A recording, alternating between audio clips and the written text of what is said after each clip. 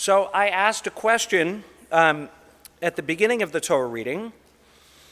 You don't have to have the text in front of you, but there was that phrase, so that my teaching may fall like rain, my word, my speech may flow like the dew. What do you think that phrase means, this idea of Torah falling like rain, speech flowing like dew? What do you think is meant by Moshe in that moment?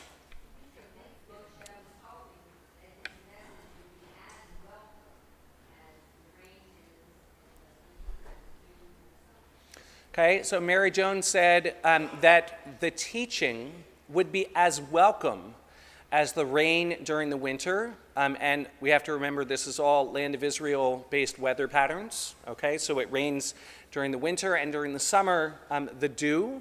Okay, but both of those things are welcome either to keep us cool or to provide nourishment for the soil. Gideon?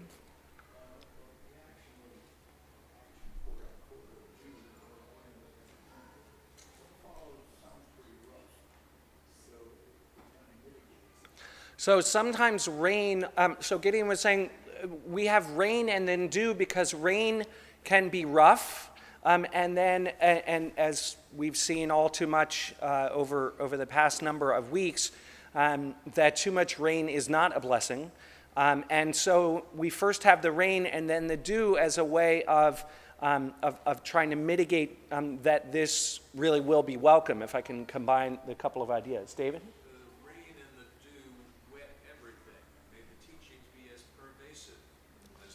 Okay, so if anybody has tried to water their lawn with the sprinkler, then you say, unless you have like it's very hard to get all the little corners and you have to move everything around, but the rain comes and it's pervasive, it's sort of everywhere, and so the hope is that the teaching and the Torah are that pervasive. Sid? It supports life and growth. Support, says the water management expert from the city of Durham, it supports life and growth.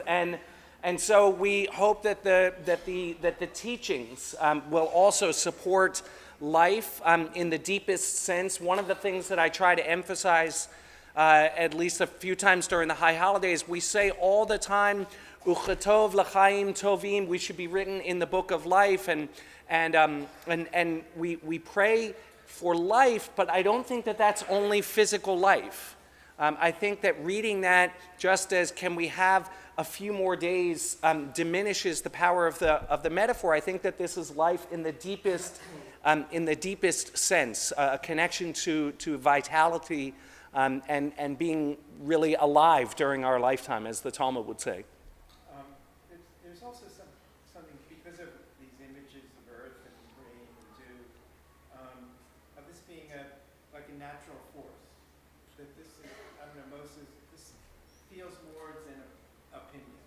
This is rising to a natural force of listen to me. So the Torah, Roger said, as a natural force, that Torah is not certainly it's not just a scroll in the Ark, and it's not just an opinion, but it's a force in the world. Right? It's part of nature, and the idea that the Torah will become, in some ways, as natural to us as things like food and as things, like the air that we breathe, that it's part of all that lives. I will also just say, we'll take a couple more comments, and I do practice favoritism for people who have either not heard from in a while or haven't raised their hand before. So, if you're feeling like, I haven't said something or I've never done this thing, raising my hand, would love to hear from you. But I welcome that. Risa back there, yes.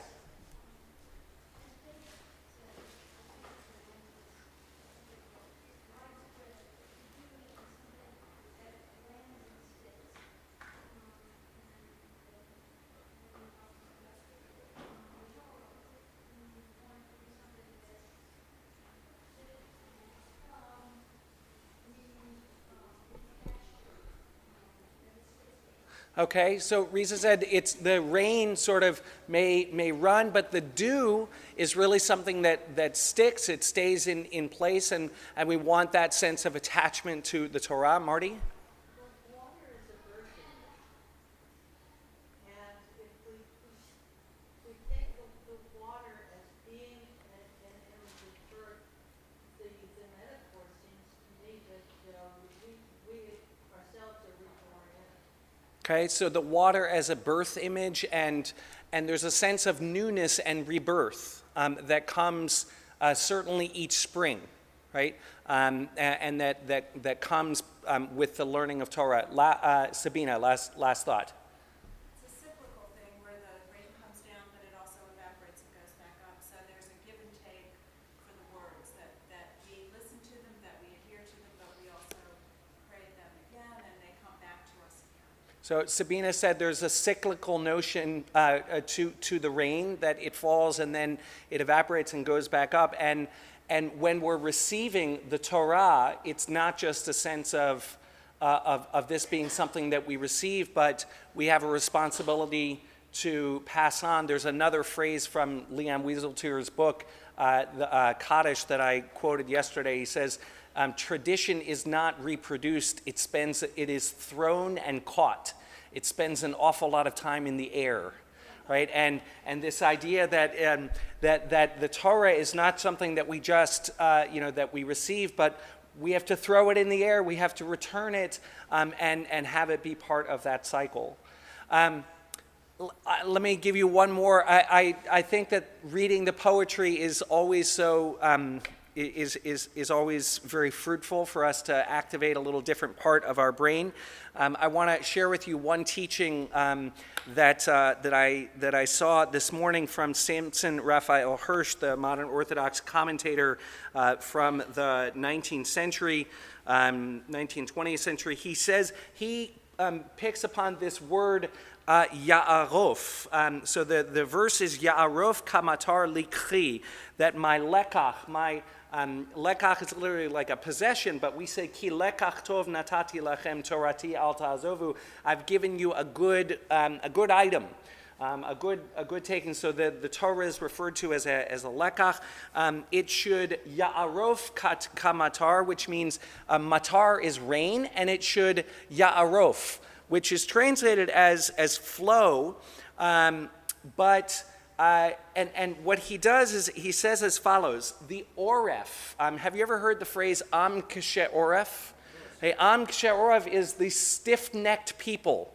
Okay, and ve'arafta actually means to sacrifice something by breaking the back of its neck. So he says that the oref is the joint. I have no idea of the biology of this. Okay, I got in trouble with geneticists a couple days ago. I'll get in trouble with doctors now. The oref is the joint of the neck, the most flexible, movable joint in the body. Its movements are the quickest to obey any command given by the will.